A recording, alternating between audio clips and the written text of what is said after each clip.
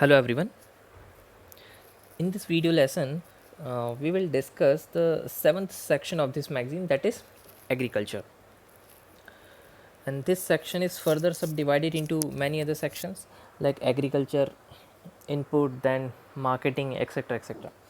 So the very first topic is agricultural credit. Agricultural credit. तो news क्या कह रही है that what is the mechanism of agriculture credit in India. India में agriculture sector को loan या फिर क्रेडिट या फिर पैसा कहाँ से मिलता है. तो काफ़ी सारे तरीके हैं. Priority sector lendings, interest subvention schemes, Kisan credit card. So these all are the mechanism by which farmers get credit. Main source क्या है एग्रीकल्चर क्रेडिट के. तो यहाँ पे दो सोर्स हो सकते हैं, या तो इंस्टीट्यूशनल सोर्सेस या non institutional sources. Institutional sources means those sources which are regulated by the governments. So ऐसे sources 72% है. For example banks, for example non-banking financial institutions, for example any other recognized or registered financial institutions by the government. इन संस्थानों से जब कोई farmer loan लेता है तो उसे कहते हैं इंस्टीट्यूशनल सोर्सेस. तो 72% फार्मर्स जो हैं इंस्टीट्यूशनल सोर्सेस से लोन्स लेते हैं, लेकिन अभी भी 28% फार्मर्स जो हैं वो नॉन इंस्टीट्यूशनल सोर्सेस से क्रेडिट लेते हैं. इट मीन जो मनी लेंडर, साहूकार जो लोग होते हैं, बहुत ज़्यादा इंटरेस्ट रेट चार्ज करते हैं और मनमाने तरीके से वसूलते हैं. तो यहाँ पे कुछ जानने के लिए खास है नहीं, बस आपको छोटी छोटी चीज़ें याद रखनी है.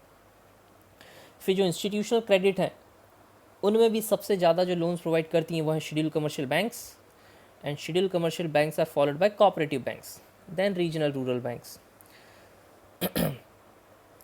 then लोन वेव के बारे में कुछ डेटा दे रखा है दैट 2014-15 के बाद से तकरीबन 2.4 लाख करोड़ रुपीस का लोन माफ़ कर दिया गया फार्मर्स का.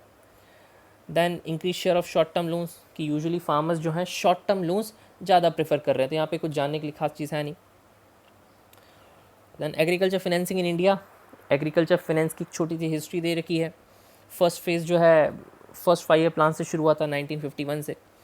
तो इसमें कुछ बहुत ज़्यादा ग्रोथ नहीं हो पाई थी.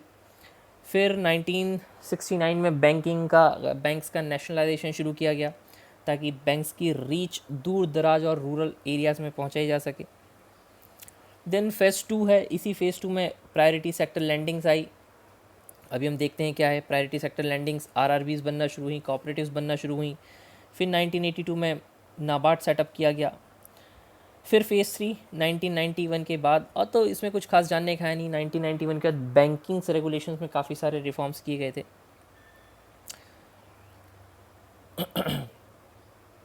Now the second thing is priority sector lending. कि प्रायोरिटी सेक्टर लैंडिंग क्या है, what are priority sector lending. So actually PSL are specific norms set up by the RBI.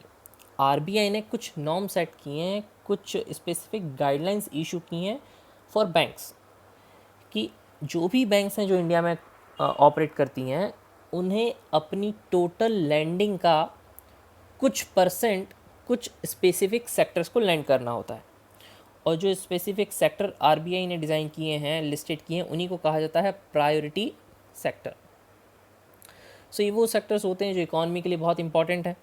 और वीकर सेक्शंस हैं, इन्हें सस्ते दामों पर लो इंटरेस्ट रेट पर क्रेडिट की बहुत आवश्यकता होती है. For example education, housing, small farmers, micro small industries, these are called priority sectors. Okay, so ये वो सेक्टर्स होते हैं इकॉनमी के जो कि देश के डेवलपमेंट के लिए काफ़ी इंपॉर्टेंट होते हैं. So these are called priority sector lending. So usually जो हमारी शेड्यूल कमर्शियल बैंक्स होती हैं उनके ऊपर 40% लागू होता है कि आप अपना जो भी टोटल लैंड करते हैं उसका 40% जो है वो आपको इन सेक्टर्स में लैंड करना होता है. Then regional rural banks, RRB के लिए कोटा 75% होता है कि आप जितना भी लैंड करते हैं उसका 75% आपको इन सेक्टर्स में देना होता है. कोऑपरेटिव बैंक्स के लिए ऐसा कुछ क्राइटेरिया नहीं है, क्योंकि कोऑपरेटिव बैंक्स तो सेटअप ही की गई हैं to promote the welfare of the farmers. So आपको ये सब याद नहीं रखना है. What are the weaker sections, जो person with disability, small and marginal farmers, then self help group, artisan, village farmers, etcetera etcetera, इन सभी को इसके अंदर फंड प्रोवाइड किया जाता है. फिर यहाँ पे कुछ स्पेसिफिक चीज़ें दे रखी हैं, आपको इनमें कुछ जानने की ज़रूरत नहीं है. Then priority sector lending certificates, ये क्या होते हैं? अब आरबीआई की गाइडलाइन के हिसाब से हर एक शेड्यूल कमर्शियल बैंक को अपनी टोटल लैंडिंग का 40% लोन इन सेक्टर्स में देना है, दैट इज़ प्रायोरिटी सेक्टर्स में देना है। अब जो जो गवर्नमेंट बैंक्स हैं जिनकी रीच बहुत ज़्यादा है, for example Punjab national bank, for example SBI, तो ये बैंक्स 40% से भी ज़्यादा प्रायोरिटी सेक्टर में लैंड कर देती हैं क्योंकि इनकी रीच काफ़ी दूर दराज और रूरल एरियाज़ तक है। अब सपोज करते कोई एक प्राइवेट बैंक है, लेट्स से एक्सिस बैंक। अब एक्सिस बैंक जो है उसको इन 40% लोगों को लोन देने के लिए ढूंढना पड़ता है कि हम इनको कहाँ दें, because these banks usually operate in urban areas और in high develop cities. So इन बैंक्स के लिए एक स्कीम है that is called priority sector lending certificates. Suppose Axis bank है, तो एक्सिस बैंक को 40% लैंड करना था, लेकिन ये प्रायोरिटी सेक्टर में केवल 30% ही लैंड कर सकी, तो 10% रह गया। तो एक्सिस बैंक के पास एक ऑप्शन है कि जो 10% लोन है जो प्रायोरिटी सेक्टर को देना था, वो मिनिमम अमाउंट ये किसी और बैंक को दे दे, लेट से एसबीआई, तो वो 10% ये पैसा एसबीआई को दे देगा, and in return SBI will issue a certificate called priority sector lending certificate to Axis bank. So अपना नॉर्म्स पूरा कर सकती हैं बिकॉज ये इन बैंक्स के लिए मैंडेटरी है। अगर कोई बैंक, कोई भी schedule commercial bank priority sector landing norms को फुलफ़िल नहीं कर पाती है, तो फिर उसको वो पैसा देना होता है आरआईडीएफ में, that is rural infrastructure development fund. और एक बार आरआईएफडी में पैसा चला गया तो फिर वो लॉन्ग टर्म के लिए इन्वेस्टमेंट हो जाता है। फिर कोई रूरल एरियाज़ में कोई डेवलपमेंट होता है, उसमें उसको इन्वेस्ट किया जाता है और फिर लॉन्ग टर्म में धीरे धीरे उस पर इंटरेस्ट आता है। सो इन बैंक्स के लिए बेहतर है कि आरआईडीएफ में पैसा जाए, इससे बेहतर है कि किसी और शेड्यूल कमर्शियल बैंक को पैसा दे दिया जाए और वहाँ से priority sector lending certificates purchase कर लिया जाए। Okay, now next thing is Odisha Kalia scheme to be merge with centre's PM Kisan scheme. अभी ये क्या है जान लेते हैं। एक्चुअली उड़ीसा गवर्नमेंट ने एक स्कीम लॉन्च की थी that is KALIA scheme. KALIA is a short form of Krushak assistance for livelihood and income augmentation scheme. So ये स्कीम क्या है? इस स्कीम के तहत उड़ीसा गवर्नमेंट अपने फार्मर्स को, जो कि स्मॉल और मार्जिनल फार्मर्स हैं, उनको 10,000 रुपीज़ पर एनम देने वाली थी इन 2 इंस्टॉलमेंट। इट मीन जो स्मॉल एंड मार्जिनल फार्मर्स हैं उनको 5,000 की 2 इंस्टॉलमेंट में 10,000 रुपीज़ देने की स्कीम थी, दैट इज़ कालिया स्कीम। इसके अलावा इसका एक और प्रोविज़न था कि जो लैंडलेस एग्रीकल्चर फार्मर हैं, जिनके पास खुद की कोई ज़मीन नहीं है, they are eligible to get 12,000 per annum for 3 years. कि 10,000 तो आपको मिलेगा ही, लेकिन अगर आप लैंडलेस फार्मर हैं तो आपको 12,000 रुपीज़ एडिशनल मिलेगा for the next 3 year. Next 3 year means from the date of implementation of scheme. So ये थी कालिया स्कीम। तो न्यूज़ क्या है? That KALIA scheme to be merge with centre's PM Kisan scheme. तो कालिया स्कीम में 10,000 rupees small and marginal farmers को देने वाली थी उड़ीसा गवर्नमेंट, और साथ में 12,000 rupees per year landless farmers को देने वाली थी। अब पीएम किसान स्कीम क्या है? PM Kisan scheme stand for प्रधानमंत्री किसान सम्मान निधि स्कीम। सो ये भी उड़ीसा की कालिया स्कीम की तरह ही है, बट यहाँ पे central government 6,000 rupees small and marginal farmers को देने वाली है इन 3 इक्वल इंस्टॉलमेंट। इसमें 2,000, 2,000, 2,000 आपको हर 3 मंथ्स बाद, 4 मंथ्स बाद 2,000 की 3 इंस्टॉलमेंट्स मिलेंगी, तो साल भर में 6,000 रुपीज़ दिए जाएंगे। सो जो उड़ीसा की कालिया स्कीम और सेंट्रल गवर्नमेंट की पीएम किसान स्कीम को मर्ज कर दिया गया है। अब इस मर्जिंग के बाद होगा क्या? इस मर्जिंग के बाद, अच्छा, अभी उड़ीसा में एक फार्मर को 16,000 रुपीज़ मिल रहा था। वाई? क्योंकि 10,000 तो उड़ीसा गवर्नमेंट दे रही थी और 6,000 सेंट्रल गवर्नमेंट दे रही थी। तो अब इन दोनों स्कीम को मर्ज कर दिया गया है। तो जो उड़ीसा के फार्मर्स हैं उनको अभी भी 10,000 रुपीज़ ही मिलेगा, लेकिन इस 10,000 में ₹6,000 आपको सेंट्रल गवर्नमेंट प्रोवाइड करेगी और जो बचा हुआ ₹4,000 है वो आपको स्टेट गवर्नमेंट प्रोवाइड करेगी। सो ये दो चीज़ें जो आपको जाननी है कि जो नई गाइडलाइन दी गई हैं उसमें क्या होगा। उड़ीसा के फार्मर्स को मिलेगा 10,000, लेकिन 6,000 सेंट्रल गवर्नमेंट देगी एंड 4,000 स्टेट गवर्नमेंट देगी। इसके अलावा जो लैंडलेस फार्मर को 12,000 रुपीज़ कालिया स्कीम के अंडर मिल रहा था वो कंटिन्यू रहेगा, बिकॉज प्राइम मिनिस्टर किसान सम्मान निधि स्कीम जो है उसमें कोई भी लैंडलेस फार्मर के लिए प्रोविजंस नहीं है। Okay, now next news is about fertilisers in India. So यहाँ पे कुछ जानने की चीज़ नहीं है, कुछ बेसिक सी चीज़ें दे रखी हैं दैट गवर्नमेंट जो है फर्टिलाइज़र्स पे काफ़ी सारा सब्सिडीज़ देता है। तो शुरू में कोई फर्टिलाइज़र पे सब्सिडी नहीं हुआ करती थी, लेकिन ग्रीन रिवॉल्यूशन के बाद काफ़ी सारे फर्टिलाइज़र की ज़रूरत पड़ी और फिर गवर्नमेंट ने फर्टिलाइज़र पे सब्सिडी देना शुरू किया। इसके अलावा 1997 के बाद फर्टिलाइज़र पे सब्सिडी देना रियल टर्म में शुरू किया था गवर्नमेंट ने, जब बहुत सारा ऑयल क्राइसिस वगैरह क्रिएट हुआ था। तो यहाँ पे कुछ जानने की चीज़ें हैं नहीं। फर्टिलाइज़र देखें तो एक जनरल आपको ट्रेंड पता होना चाहिए that India is the second largest consumer of urea fertiliser after China. China के बाद हम लोग यूरिया कंज्यूम में सेकेंड पोजीशंस पे आते हैं। इसके अलावा India also rank second in the production of nitrogenous fertiliser and third in the phosphatic fertiliser. Nitrogenous fertiliser में हम लोग प्रोडक्शन में सेकेंड नंबर पे हैं और फॉस्फेटिक फर्टिलाइज़र्स में थर्ड नंबर पे हैं। लेकिन जो पोटैश होता है वो यूजुअली हम बाहर से इंपोर्ट करते हैं। पोटैश हम लोग देश में मैन्युफैक्चर बहुत कम करते हैं क्योंकि हमारे यहाँ पोटैश का रिजर्व काफ़ी कम है। तो फर्टिलाइज़र इंडस्ट्रीज़ जो हैं 8 कोर इंडस्ट्रीज़ में आती हैं, ये आपको पता होना चाहिए। 8 कोर इंडस्ट्रीज़ कौन कौन सी होती हैं और उसमें फर्टिलाइज़र इंडस्ट्री एक है। 8 core industries means electricity, steel, refinery, crude oil, coal, cement, natural gas and fertiliser. फिर इस पर कुछ भी जानने का नहीं है, बेसिक क्लासिफिकेशन दिए हैं that fertiliser are of 3 type, primary, secondary और टर्शरी होते हैं। प्राइमरी फर्टिलाइज़र्स जो होते हैं हमारे ये नाइट्रोजीनियस फर्टिलाइज़र होते हैं, फॉस्फेटिक फर्टिलाइज़र होते हैं, फिर हमारा पोटैशिक फर्टिलाइज़र्स होते हैं। Secondary fertiliser means calcium, magnesium, sulphur etcetera etcetera. Okay, and तीसरे होते हैं माइक्रो न्यूट्रिएंट जो कि ion, zinc, boron, chloride etcetera. तो इसमें आपको कुछ जानने की चीज़ नहीं है, आपको बस ये पता होना चाहिए कि फर्टिलाइज़र सब्सिडी में हमारे बजट का एक बहुत बड़ा एक्सपेंडिचर जाता है, वो है fertiliser subsidy. Then next is about urea subsidy. Government जो है यूरिया पे काफ़ी सब्सिडी देता है। सो अभी रिसेंटली गवर्नमेंट चाहता है कि जो यूरिया सब्सिडी है, what is the news that government plan to make release of ever rising subsidy on urea for more targeted then now. तो यूरिया सब्सिडी तो गवर्नमेंट प्रोवाइड करता है, बट इसमें प्रॉब्लम ये है कि गवर्नमेंट जो सब्सिडी प्रोवाइड करता है वो सही व्यक्ति तक पहुंच नहीं पाती है। फॉर एग्जांपल अभी जो गवर्नमेंट सब्सिडी प्रोवाइड कर रहा है ये प्रोड्यूसर्स को सब्सिडी प्रोवाइड करता है कि जो फर्टिलाइज़र शॉप्स हैं वहाँ पे सस्ते दामों पर यूरिया अवेलेबल करवाया जाता है।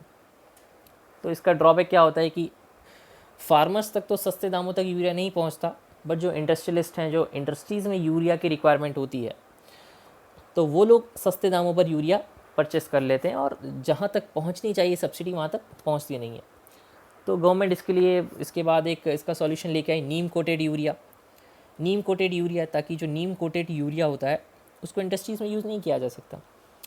लेकिन अब जो सबसे बेहतरीन चीज़ है गवर्नमेंट करने वाली वो है डायरेक्ट कैश बेनिफिट ट्रांसफ़र, कि अब जो यूरिया है वो मार्केट प्राइस से फार्मर जाके परचेस करेंगे और इसके बाद जैसे कि हम गैस सिलेंडर ख़रीदते हैं, हम मार्केट प्राइस पे गैस सिलेंडर ख़रीदते हैं और फिर सब्सिडी हमारे आधार लिंक्ड बैंक अकाउंट में ट्रांसफ़र कर दी जाती है। सो गवर्नमेंट वही प्लान कर रही है कि जो यूरिया सब्सिडी है उसको भी आधार लिंक बैंक अकाउंट में ट्रांसफ़र किया जाए। ओके, इससे क्या होगा, लीकेज बच सकेगा, सब्सिडी लीकेज बच सकेगा, ब्लैक मार्केटिंग जो होती है वो बच सकेगी। और तीसरी चीज़ ये कि जो यूरिया का ओवर यूज़ करते हैं, अब हमारे यहाँ जो फार्मर्स हैं यूजुअली ज़्यादा समझ नहीं होती है, अगर बहुत ज़्यादा इरिगेशन की फैसिलिटी है तो बहुत इरिगेशन कर देते हैं, यूरिया सस्ते दामों पर मिल रहा है तो बहुत सारा यूरिया स्प्रे कर देते हैं। सो उससे सॉइल की फर्टिलिटी भी डिक्रीज़ होती है। अब जब यूरिया सब्सिडी एक स्पेसिफिक, अगर हम बैंक अकाउंट में सब्सिडी देंगे तो एक लिमिट फिक्स कर सकते हैं कि पर फार्मर इतना केजी आपको यूरिया सब्सिडी में मिलेगा, और इसके ऊपर अगर आप यूरिया परचेस करते हैं तो आपको मार्केट प्राइस में मिलेगा। सो इस तरीके से हम एक यूरिया के मिस यूज़ पर भी रोक लगा सकते हैं। ये इसके बेनिफिट है। फिर आपको ये सारी चीज़ जानने की ज़रूरत नहीं है, ये बहुत फैक्चुअल चीज़ें हैं। Now food grain management, next news is all about food grain management in India. So food grain management कौन करता है? FCI, food corporation of India. Food corporation of India जो है ये मिनिस्ट्री ऑफ कंज्यूमर अफेयर्स के अंदर work करती है। Ministry of consumer affair, food and public distribution. और FCI क्या करता है? फूड कॉरपोरेशन ऑफ इंडिया, ये फूड ग्रेन को प्रोक्यूर करता है, स्टोरेज करता है और मूवमेंट करता है। फिर ये फूड ग्रेन्स को स्टेट एजेंसीज़ को प्रोवाइड करता है, और फिर स्टेट एजेंसीज़ जो हैं फेयर प्राइस शॉप्स के थ्रू PDS सिस्टम तक इसको पहुंचाती हैं। फेयर प्राइस शॉप के थ्रू बिलो पॉवर्टी लाइन जो लोग हैं, जो समाज में गरीब तबका है, उस तक सस्ते दामों में फूड ग्रेन अवेलेबल करवाती हैं। तो फूड कॉरपोरेशन ऑफ इंडिया जो है, इसके काम है procurement, storage and movement and public distribution and maintenance of buffer stock. फिर ये MSP, मिनिमम सपोर्ट प्राइस, जो गवर्नमेंट अनाउंस करती है, उस पर ओपन एंडेड बेसिस पर फार्मर से ग्रेन्स खरीदता है। ओपन एंडेड बेसिस का मतलब होता है कि जब जो भी जितना भी फूड ग्रेन फार्मर देगा वो सारा परचेस कर लेते हैं, कोई उस पर लिमिट नहीं होती है। फिर इसके अलावा प्रोक्योरमेंट करने के बाद जो फूड ग्रेन डेफिसिट स्टेट है वहाँ पे इसको ट्रांसफ़र कर दिया जाता है। फिर स्टेट गवर्नमेंट जो है इनका ऑपरेशनल लेवल, ग्राउंड लेवल पर ऑपरेशन करती हैं, बेनिफिशियरीज़ को आइडेंटिफाई करती हैं, राशन कार्ड इशू करती हैं, और फिर स्टेट गवर्नमेंट इनको डिस्ट्रीब्यूट करती हैं। So food corporation of India के अलावा स्टेट की एजेंसीज़ और जो प्राइवेट राइस मिलर होते हैं वो भी FCI के बिहाफ पर फूड ग्रेन प्रोक्योरमेंट कर सकते हैं। सो आपको ये बेसिक सी जानकारी होना चाहिए। इसके अलावा जो FCI होती हैं वो ओपन मार्केट सेल स्कीम के अंडर कुछ फूड ग्रेन को ओपन मार्केट में भी सेल करती हैं। सो यूजुअली जो FCI है वो हमारे PDS सिस्टम को फूड ग्रेन प्रोवाइड करती है, लेकिन जब कभी डिमांड सप्लाई मिसमैच होता है इकॉनमी में और फूड ग्रेन्स की प्राइस काफ़ी ज़्यादा हाई हो जाती है, तो ओपन मार्केट सेल स्कीम के अंडर ये ओपन मार्केट्स में भी फूड ग्रेन को सेल करती हैं। ओके, फिर आगे देखते हैं और क्या दे रखा है। फिर ये कुछ बेसिक सी चीज़ें आप लोग देख सकते हैं, इसमें कुछ भी इंपॉर्टेंट है नहीं।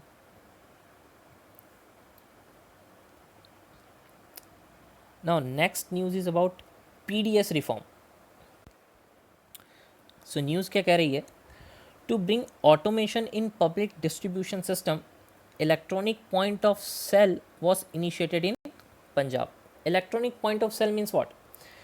जो आधार लिंक मशीन होती हैं कि आपको अपना राशन कार्ड लेके नहीं जाना है, एक आधार लिंक मशीन होगी, वहाँ पे आप अपना थंब लगाएंगे और फिर आपको जो भी आप एलिजिबल हैं वो फूड ग्रेन आपको प्रोवाइड कर दी जाएगी। सो पंजाब में भी शुरू कर दिया गया है, और सबसे पहली बार ये शुरू किया गया था आंध्र प्रदेश में। Andhra Pradesh was the first state to adopt automation of PDS। So अभी पंजाब ने भी शुरू कर दिया है कि आपको राशन कार्ड लेकर नहीं जाना है, एक आधार लिंक जो मशीन होगी, इलेक्ट्रॉनिक पॉइंट ऑफ सेल होगा, वहाँ पे आप अपना थंब प्रेस करेंगे और बेनिफिशियरी की सारी इन्फॉर्मेशन डेटाबेस में स्टोर होगी, और आप जो भी एलिजिबल हैं आपको फूड ग्रेन प्रोवाइड कर दिया जाएगा। फिर कुछ PDS के बारे में बेसिक इन्फॉर्मेशन दे रखी है, सो बहुत ही स्टैटिक पोर्शन है, इसमें कुछ भी जानने का है नहीं। PDS सिस्टम कब शुरू किया गया था? टारगेटेड PDS 1997 में आया, इसमें APL BPL डिवीज़न कर दिए गए, बिलो पॉवर्टी लाइन को टारगेट किया गया। इसके अलावा एक अंत्योदय AAY अंत्योदय, मुझे स्कीम का नाम याद नहीं आ रहा है, कुछ अंत्योदय आय सुरक्षण योजना की, जो गरीब से गरीब पिछड़ा जो तबका है उसको 35 kg of food grain provide किया जाता है। सो ये सारी बेसिक सी चीज़ें हैं, आपसे कभी नहीं पूछने वाला है UPSC। चलिए नेक्स्ट न्यूज़ जो इम्पॉर्टेंट है वो है one nation one ration card initiative. ये क्या चीज़ है? सो सेंट्रल गवर्नमेंट चाहती है कि one nation one ration card introduce किया जाए। एक्चुअली ये इनिशिएटिव क्या है? अभी एक्चुअली सबसे पहली बार ये जो one nation one ration card है, ये सबसे पहली बार 4 स्टेट्स में लागू किया गया था, that is Gujarat, Maharashtra, Telangana and Andhra Pradesh. और गवर्नमेंट चाहती है कि 1 जुलाई 2020 से ये अक्रॉस द कंट्री लागू कर दिया जाए। तो one nation one ration card में क्या होगा कि एक सिंगल इंटीग्रेटेड अप्रोच है कि एक ही राशन कार्ड से कोई भी जो राशन कार्ड होल्डर है, जो बेनिफिशियरी है, वो देश में कहीं भी फूड ग्रेन परचेस कर सकता है। फॉर एग्ज़ाम्पल, अगर आप महाराष्ट्र के बेनिफिशियरी हैं, सो अभी आप केवल महाराष्ट्र गवर्नमेंट के अंडर जो फेयर प्राइस शॉप हैं वहीं से अपने गुड्स को परचेस कर सकते हैं, कमोडिटीज़ परचेस कर सकते हैं। लेकिन one nation one ration card क्या करेगा, सारी की सारी स्टेट को एक पब्लिक प्लेटफॉर्म पर इंटीग्रेट कर देगा, एक public distribution system network create किया जाएगा और उसमें कोई भी बेनिफिशियरी अक्रॉस द कंट्री किसी भी फेयर प्राइस शॉप से अपना गुड्स परचेस कर सकता है, कमोडिटीज़ परचेस कर सकता है। सो ये जो डेली वेजेस के वर्कर्स होते हैं, यूजुअली जो कंस्ट्रक्शन वर्कर्स होते हैं, इनके लिए बहुत इंपॉर्टेंट स्कीम है, क्योंकि ये कंटिन्यूसली एक स्टेट से दूसरी स्टेट माइग्रेट करते रहते हैं। Okay, then second is integrated management of public distributing system. So ये भी one nation one ration card के अंडर ही है और the main objective of scheme is to introduce nationwide the main objective of this scheme is to introduce nationwide portability of ration card holder.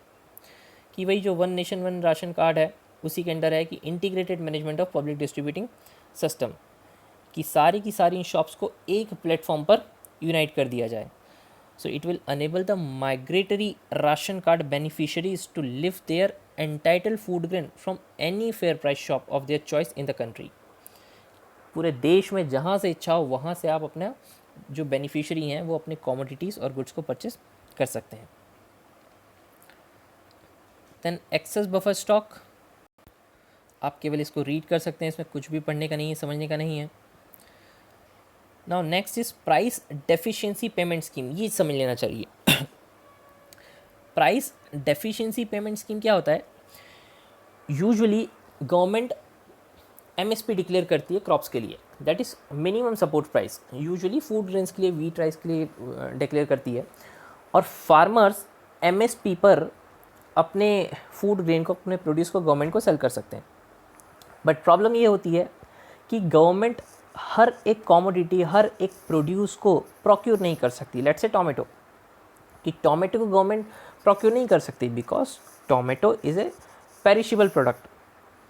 So government क्या करती है, farmers को market volatility से बचाने के लिए, एक्सप्लॉयटेशन से बचाने के लिए price deficient payment scheme launch करती है।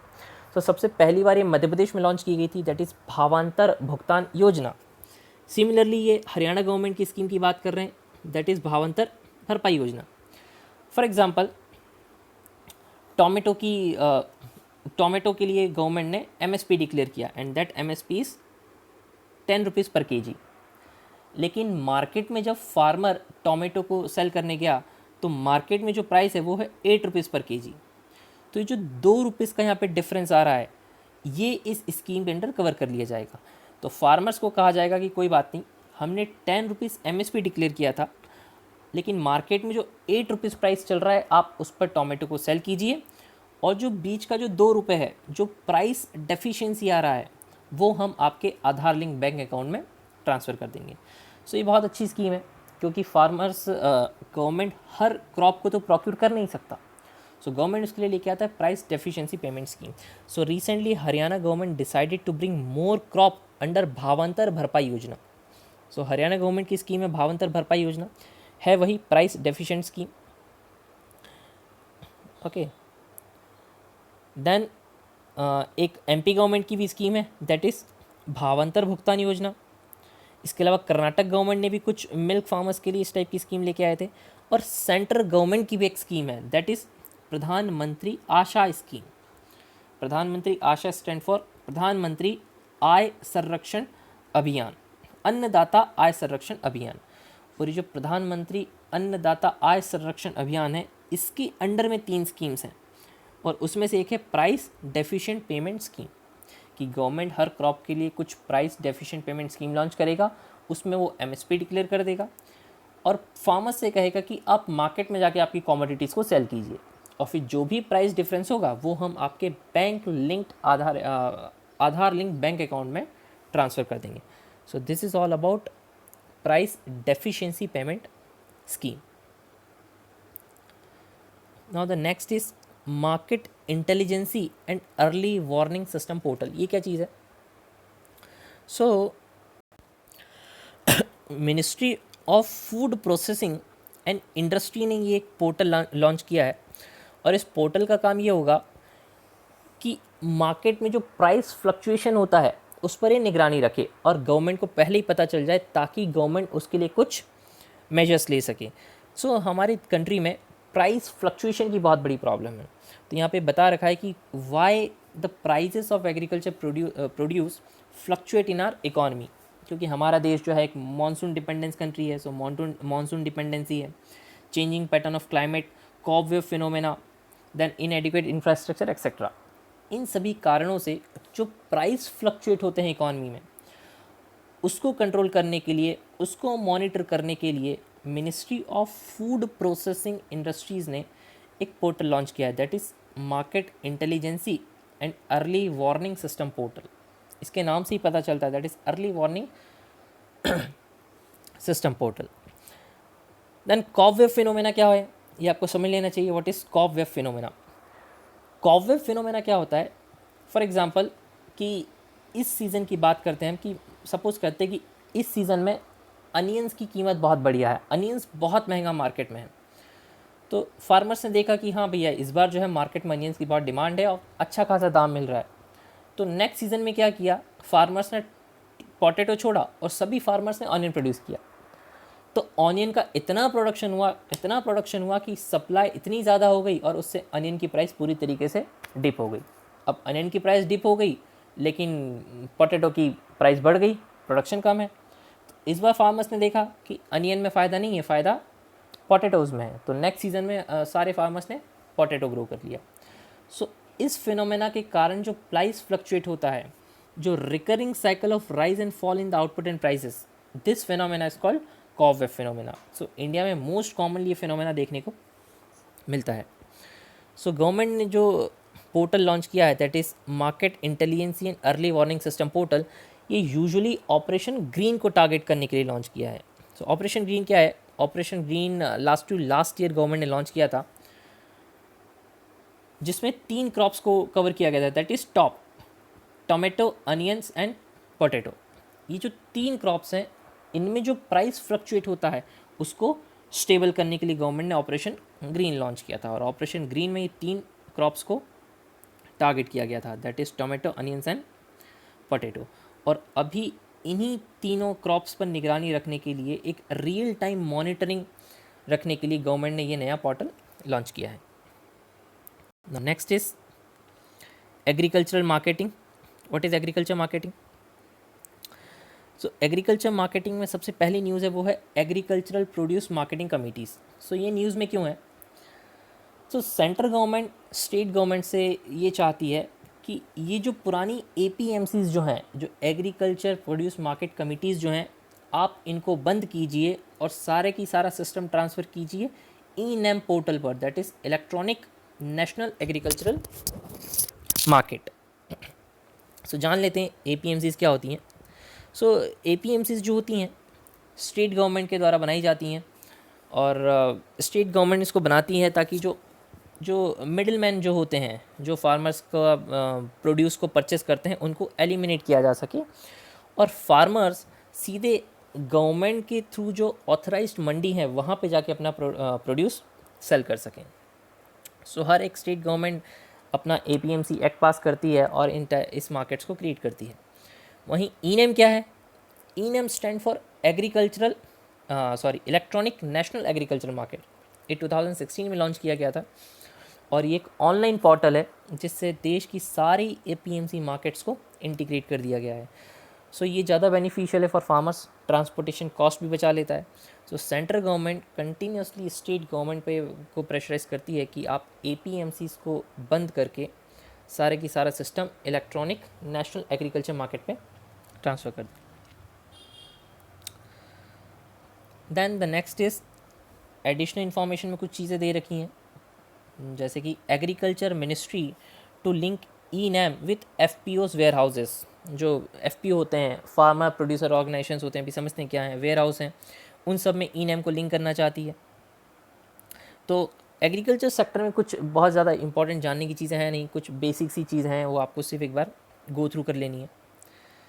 Now next is F P O, that is farmer producer organisation. ये क्या होते हैं?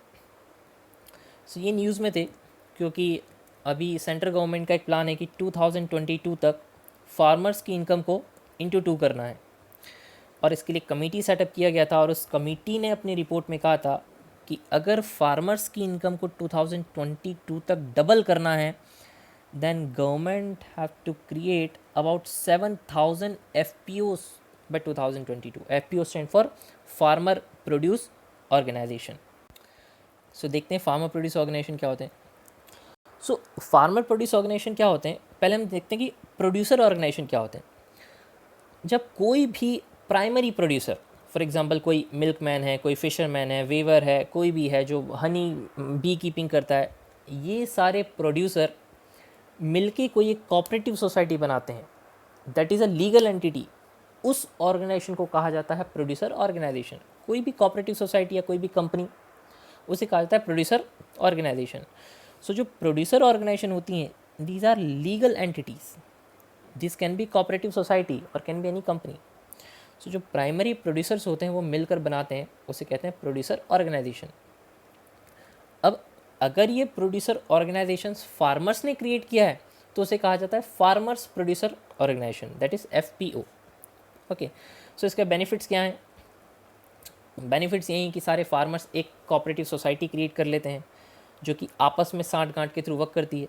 Okay, so better access to quality input, सस्ते दामों पर क्वालिटी इनपुट्स मिल जाता है, अच्छी क्वालिटी का इनपुट मिल जाता है, टेक्नोलॉजी मिलती है, इजी लोन्स मिल सकते हैं, और फिर आप अपने प्रोड्यूस को एक अच्छे मार्केट पर सेल भी कर सकते हैं। Then economy of scale. Economy of scale एक टर्म यहाँ पे यूज़ की गई है, economies of scale for better realisation of income. तो इकोनॉमीज ऑफ स्केल क्या होता है? It mean advantage gain by a firm when it increase its production. कि अगर आप अपना प्रोडक्शन इंक्रीज कर रहे हैं और उस इंक्रीज्ड प्रोडक्शन से आपको एडवांटेज भी हुआ है, that term is called economies of scale. Okay, so ये होती हैं FPOs। अब FPOs के सामने चैलेंजेस क्या हैं? सबसे बड़ा चैलेंज यही है कि फार्मर्स को मोबिलाइज करना, फार्मर्स को इकट्ठा करना। ओके, लिमिटेड मेंबरशिप होती है, restrictions without offering collaterals, credit restrictions without offering collaterals. आप कोलेटरल्स नहीं देंगे तो आपको क्रेडिट्स कैसे प्रोवाइड किया जाए, लोगों को मोबिलाइज करना, ये सारी इसमें प्रॉब्लम्स होती हैं। तो इसमें भी कुछ खास चीज़ें हैं नहीं जो आपको जाननी हो। Now the next issue is contract farming. ये आपको समझ लेना चाहिए, व्हाट इज़ कॉन्ट्रैक्ट फार्मिंग।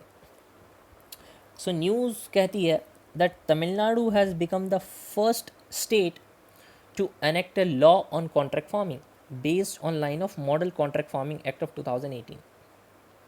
सो तमिलनाडु पहला स्टेट बन गया है जिसने कॉन्ट्रैक्ट फार्मिंग को लेकर एक स्पेसिफिक एक्ट लॉन्च किया है या फिर एक्ट पास किया है।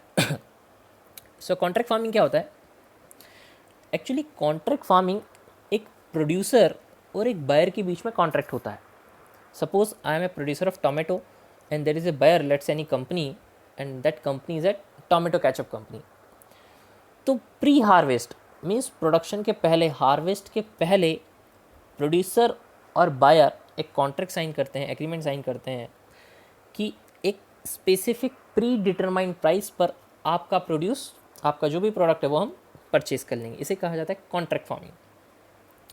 ओके, सो आपको एक चीज़ यहाँ ध्यान रखनी है, जो कॉन्ट्रैक्ट फार्मिंग होती है it is under concurrent list of our constitution, but agriculture is under the state list. तो एग्रीकल्चर को लेकर जो भी लॉ होता है वो स्टेट गवर्नमेंट फॉर्म करती है, लेकिन कॉन्करेंट फार्मिंग जो है ये कॉन्करेंट लिस्ट का लॉ है। तो इसीलिए न्यूज़ में भी लिखा हुआ है that Tamil Nadu become the first state to enact the law on contract farming. Tamil Nadu पहला स्टेट है जिसने कॉन्ट्रैक्ट फार्मिंग का लॉ इनेक्ट किया है। which law is based on line of Model Contract Farming Law, Contract Farming Act 2018 of the central government. Central government ने एक model act पास किया है 2018 में, और उसी मॉडल एक्ट को ध्यान में रखते हुए बाकी स्टेट से ये आशा की जाती है कि वो अपनी अपनी स्टेट में कॉन्ट्रैक्ट फार्मिंग को प्रमोट करें। अब कॉन्ट्रैक्ट फार्मिंग से फ़ायदा क्या होने वाला है?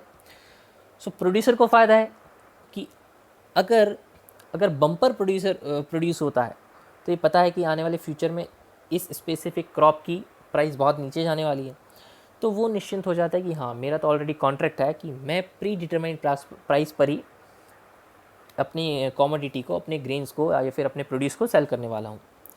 और दूसरी तरफ जो बायर है वो भी सिक्योर रहता है कि अगर प्रोडक्शन बहुत कम होता है और प्राइसेस बहुत ज़्यादा हाई होने वाले हैं मार्केट में, तो मैं सिक्योर हूँ because I have sign a contract with the farmers. ये होती है contract farming. So contract farming को लेकर इंडिया में और भी लेजिस्लेशन है, जैसे कि जो एपीएमसी एक्ट है 2003, एपीएमसी एक्ट ऑफ 2003, उस एक्ट में भी कुछ कॉन्ट्रैक्ट फार्मिंग से रिलेटेड चीज़ें कही गई हैं। For example provision of registration of sponsor means जो सामने वाली पार्टी, जो भी कंपनी या फिर जो भी बायर है जो कॉन्ट्रैक्ट साइन कर रहा है, उसे कहा जाता है स्पॉन्सर। उसके रजिस्ट्रेशन वगैरह के लिए कुछ बातें कही गई थी, लेकिन ये सक्सेस नहीं रहा। इसके बाद गवर्नमेंट ने 2018 में मॉडल कॉन्ट्रैक्ट फार्मिंग एक्ट पास किया, और फिर तमिलनाडु पहली स्टेट बनी है जिसने इस एक्ट को पास किया। तो आप इस एक्ट के बारे में थोड़ी सी और जानकारी आपको रखना चाहिए, that in this specific act they try to protect the interest of the farmers.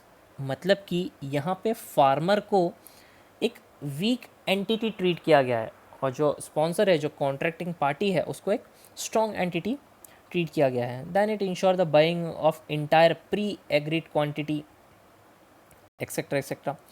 फिर आपको दूसरी चीज़ जाननी चाहिए कि जो कॉन्ट्रैक्ट फार्मिंग एक्ट है वो किन कॉमोडिटीज़ पर लागू होता है।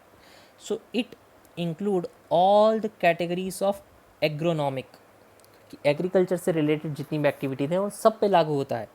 It can be your food grain, horticulture crop, life stock, dairy, poultry, fishery etcetera. इन सारी चीज़ों पर एक कॉन्ट्रैक्ट फार्मिंग लॉ लागू होता है। Okay, so this is all about contract farming act. So thank you so much guys. अगले section में हम लोग एग्रीकल्चरल एक्सटेंशन को डिस्कस करेंगे। Thank you.